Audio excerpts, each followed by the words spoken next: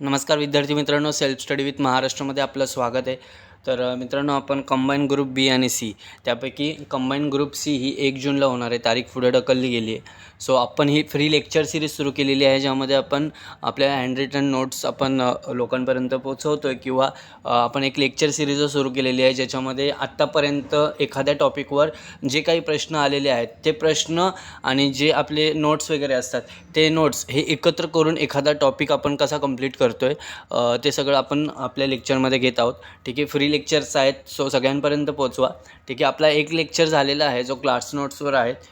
ठीक आहे, आणि आत्ता आपला हा जो लेक्चर आहे तो हँड रिटन आहे, ज्याच्यामध्ये आपले PYQ प्लस ॲड केलेले आहेत. कसा प्रश्न येतो किंवा कुठल्या टॉपिकवर प्रश्न येतो हे सगळं, म्हणजे एखादा टॉपिक जर तुम्ही वाचत असाल आणि हे लेक्चर पाहत असाल आणि तुमच्याकडे जर समजा ती गोष्ट नसेल किंवा एखादा मुद्दा तुमच्याकडे नसेल तर तुम्ही ॲड करून घेऊ शकता. ठीक आहे, तर चला तर मित्रांनो, वेळ न घालवता आजच्या लेक्चरला सुरुवात करूया. पहिला आपला टॉपिक झालेला आहे की ब्रिटिश सत्तेचा उदय किंवा ब्रिटिश सत्ता आपल्याकडे कशा पद्धतीने आली, तो चॅप्टर आपला पहिला झालेला आहे. सो या अगोदर तो चॅप्टर पाहून घ्या. ठीक आहे, आज आपण पाहत आहोत सत्ता संघर्ष. तर सत्ता संघर्षामध्ये आता आपल्याला माहिती होतं की ईस्ट इंडिया कंपनीला सनद मिळाली होती पूर्वेकडील देशांसोबत व्यापार करण्याची. सो आलेल्या व्यापारीच्या उद्देशाने नंतर काही काळानंतर मग त्यांना सत्ता संघर्ष करण्यात आला. सत्ता संघर्षामध्ये राजकीय पद्धतीने ते स्वतः पुढे येत होते. ठीक आहे, तर आता कशा पद्धतीने त्यांनी युद्ध वगैरे केले, प्लासीची लढाई, बक्सरची लढाई, त्यातून त्यांना कुठला फायदा झाला, त्या सगळ्या गोष्टी आपण पाहणार आहोत. त्यामध्ये प्रश्न आपल्याला कशा पद्धतीने येत आहेत ते आपण पाहणार आहोत. ठीक आहे, आता सत्ता संघर्षामध्ये पहिल्यांदा सुरुवात त्यांनी बंगालपासून केली. पूर्वीच्या बंगाल प्रांतामध्ये बंगाल, बिहार, ओडिसा, बांगलादेश, आसाम यांचा समावेश होतो. ठीक आहे, आता जो सल्तनतशाही होती, ती सल्तनतशाही जी होती त्यामध्ये पूर्णपणे हिंदुस्थान होता. हिंदुस्थानामध्ये जो सुलतान जो होता तो दिल्लीला होता. ठीक आहे, आता प्रत्येक हिंदुस्थानामधील एका संस्थानावर किंवा एखाद्या राज्यावर तो दिल्लीमधून बसून कसं काय तो लक्ष ठेवणार होता. त्यामुळे त्याने काय केलेलं की नवाब हा स्थानिक पातळीवर मुघल बादशाहच्या वतीने कारभार बघणार होता. ठीक आहे, स्थानिक पातळीवर नवाब हा मुघल बादशाहच्या वतीने कारभार बघणार होता. तर त्यावेळेला अलीवर्दी खान हा बंगालचा नवाब होता. या बंगालच्या नवाबाने स्वतंत्र सत्ता स्थापन केली होती. त्याचाच नातू होता सिराजउद्दौला, हा अलीवर्दी खानचा नातू. त्याचा ब्रिटिशांसोबत संघर्ष झाला होता. त्याने कासिम बाजार येथील इंग्रजांची वसाहत जी होती ती ताब्यात घेण्याचा प्रयत्न केला. ठीक आहे, कोणती? कासिम बाजार येथील. 1757मध्ये ब्रिटिशांना अलीनगरचा तह करावा लागला. त्या तहामध्ये त्यांनी असं सांगितलं होतं की म्हणजे कसं असतं की तह म्हणजे काय, ही गोष्ट पहिली कन्सेप्ट क्लिअर करून घ्या. म्हणजे एखादं युद्ध होणार असेल पण ते युद्ध जर टाळायचं असेल तर एखादा तह करायचा, म्हणजे की बाबा काही गोष्टी तुम्ही टाळा, आम्ही काही गोष्टी टाळतो आणि त्याने आपण हे युद्ध इथेच दडपून टाकू, की उगाच कशाला युद्ध वगैरे करायचं. सो असा त्यांचा विचार असतो. ठीक आहे, पुढे फोर्ट विल्यम हा जो किल्ला आहे त्या बंगालच्या उपसागरातील ब्रिटिशांच्या किल्ल्यावर सिराजउद्दौलाने कब्जा मिळवला. यामध्ये एकूण 146 लोकांना अटक केलं आणि एका कोठडीमध्ये ठेवण्यात आले. दुसऱ्या दिवशी यामधील केवळ 23 जण जिवंत होते. आता ब्रिटिशांना हा कसं होतं की सिराजउद्दौला पुढे करत होता, ब्रिटिशांना ते पटत नव्हतं. मग सो त्यांनी काय केलं की त्यांना फक्त संधी हवी होती की कुठली संधी आपल्याला मिळेल आणि आपण त्यांच्यावर हल्ला करू. ठीक आहे, सो ब्लॅक होल ट्रॅजेडी ह्या गोष्टीला बोलतात. म्हणजे सिराजउद्दौलाने काय केलं की तिथे एक रूम होती, त्या रूममध्ये फक्त पूर्णपणे अंधार होता आणि तिथे फक्त एक खिडकी होती, त्यातून फक्त प्रकाशाची एक तिरीप येत होती. ठीक आहे, अशा ठिकाणी 146 लोकांना कोंडून ठेवल्यामुळे काय झालं की त्यामध्ये फक्त 23 जण जिवंत राहिले, बाकी सर्वच्या सर्व मृत्युमुखी पडले. सो ह्या गोष्टीला बोलतात ब्लॅक होल ट्रॅजेडी. ब्रिटिशांनी नवाबाच्या दरबारातील अनेक लोकांना एकत्र केले, स्वतःच्या बाजूने घेतले.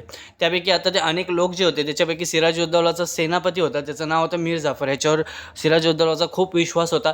माणिकचंद हा व्यापारी होता. जगत शेठ, दुर्लभ राय यांचा समावेश होता. आता प्रश्न विचारला गेलेला आहे पण खूप साऱ्या पुस्तकांमध्ये ह्याबद्दल दिलेलं नाही आहे. सो मीर जाफरबद्दल आहे, माणिकचंदबद्दल आहे, पण सोबतच जगत शेठ आणि दुर्लभ राय ह्यांचासुद्धा त्यांच्यामध्ये समावेश होता. आता सगळ्यात महत्त्वाची आणि सगळ्यात पहिली लढाई जी होती ती प्लासीची लढाई झाली. 23 जून 1757 रोजी प्लासीची लढाई प्लासी या ठिकाणी झाली. ब्रिटिशांविरुद्ध नवाब सैनिक अशी लढाई झाली होती. या लढाईमध्ये कोणतेही युद्ध झाले नाही. ठीक आहे, मात्र या लढाईमध्ये मीर जाफरने ब्रिटिशांच्या बाजूने उतरण्याचा निर्णय घेतला आणि स्वतःला नवाब म्हणून घोषित केले. आता झालं असं की सिराजुद्दौलाचा विश्वास मीर जाफरवर खूप होता. मीर जाफर काय बोलला की एवढं काय तुम्ही टेन्शन घेऊ नका, मी सगळं हँडल करेन, तुम्ही जावा घरी, उगाच कशाला तुम्ही युद्ध वगैरे करताय. सो असं सगळं डिसिजन झाल्यामुळे त्यांनी काय सांगितलं की ठीक आहे बाबा, तू युद्ध बघ, मी जातो. आणि मग मीर जाफरने काय केलं, त्याला पाठवलं घरी आणि स्वतः बोललं की मी आता नवाब आहे. अशा पद्धतीने फितुरीने इंग्रजांनी हे युद्ध जिंकलं होतं. याच्यामध्ये कुठलीही हानी वगैरे झाली नव्हती, कोणतंही युद्ध झालं नव्हतं. आता प्लासीच्या लढाईचं महत्त्व काय होतं, आता ह्यावर पण प्रश्न होता. प्लासीच्या लढाईचे महत्त्व, ब्रिटिशांचा भारतातला पाया घातला गेला. ठीक आहे. ईस्ट इंडिया कंपनी आता सत्ताधारी कंपनी बनली होती. ती व्यापारासाठी आली होती, पण आता तिच्याकडे सत्ता होती बंगालची. ठीक आहे.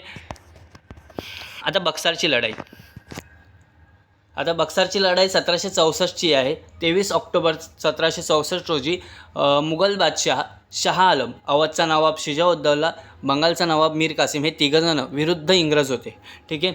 या तिघांनी एकत्रितपणे इंग्रजांविरुद्ध लढाई केली. बक्सारच्या लढाईत इंग्रज सेनापती कोण होता, तर हेक्टर मुनरो होता. असा प्रश्न असू शकतो. यांच्या कौशल्यामुळे तिन्ही सत्तांचा पराभव झाला.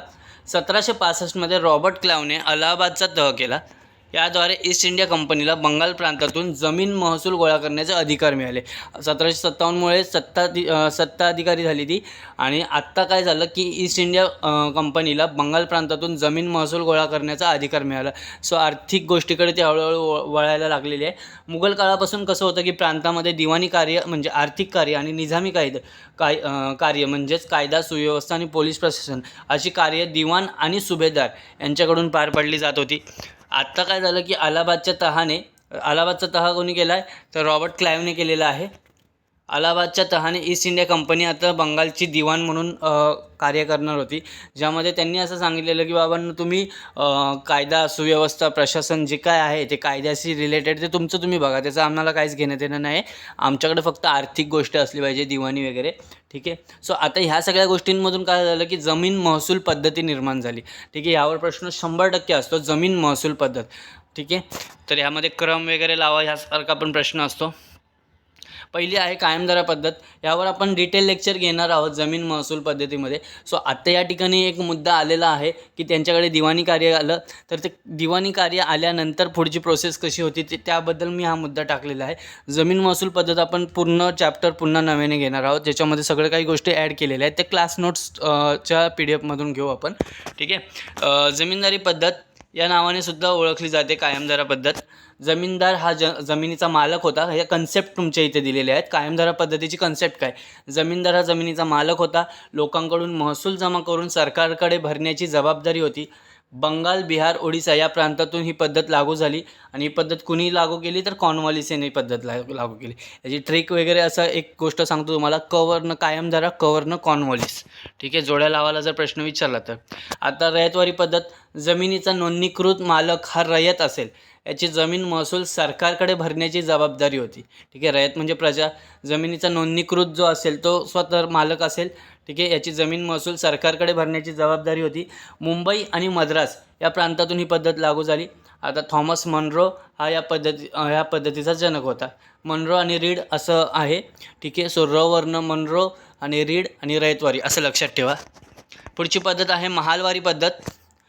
गावचा किंवा कुटुंबाचा गट म्हणजेच महाल असे, यांची जमीन महसूल भरण्याची सामूहिक जबाबदारी होती. ठीक आहे. सगळ्यात महत्त्वाची गोष्ट म्हणजे सामूहिक जबाबदारी. पंजाब, वायव्य भारत या भागात ही पद्धत लागू होती. मॅकेन्झी यांनी ही पद्धत सुरू केली. ठीक आहे. महालवारी पद्धत, वर्ण मॅकेन्झी लक्षात ठेवा. पुढे आता इंग्रज म्हैसूर संघर्ष झाला. पूर्वीच्या म्हैसूर संस्थानात कर्नाटक, तेलंगणा, तमिळनाडू या राज्यांचा समावेश होता. म्हैसूरवर वडियार घराण्याची सत्ता होती. हैदर अली हा म्हैसूर संस्थानात घोडेस्वार होता. 1761मध्ये त्याने म्हैसूरची सत्ता ताब्यात घेतली. मराठा आणि निजाम यांच्याशी त्याचा संघर्ष होता. अर्काट या मद्रास जवळील छोट्या राज्याने ब्रिटिशांशी तैनाती फौजेचा तह केला होता. आता तैनाती फौज म्हणजे काय, आता तैनाती फौज म्हणजे कसं असतं की आहे ना, इंग्रज त्यांच्या सैन्यातील काही गट आहे तो एखादा संस्थानिक असेल किंवा नवाब असेल किंवा कोणताही राजा असेल हिंदुस्थानातला, त्याच्याकडे ब्रिटिशांचं सैन्य असणार.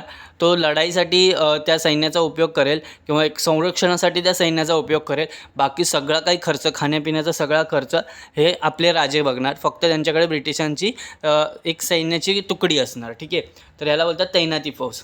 ठीक आहे, हा तह केला. मराठा आणि निजाम यांना हैदरने एकत्र आणले.